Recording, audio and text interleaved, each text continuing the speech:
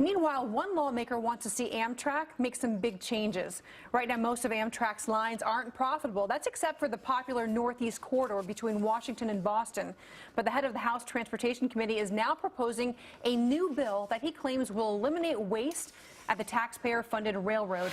Joining me now from our sister network, Fox Business Network's Rich Edson. Rich, how does this work? Well, the government subsidizes Amtrak with about $1.5 billion annually. Now a bipartisan group of lawmakers wanted to operate more like a business. 3 years ago, lawmakers revealed a hamburger on Amtrak cost the rail service more than $16. Passengers pay $9.50. That means Amtrak loses more than $6 on each burger it sells.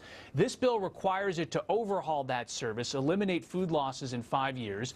Amtrak would have to analyze each route like a business would, and it would also keep all Northeast corridor profits in the Northeast. That's the line that runs from Washington to Boston. Last year, it brought in nearly $500 million in profit to Amtrak, and this bill's supporters say that line should keep that money.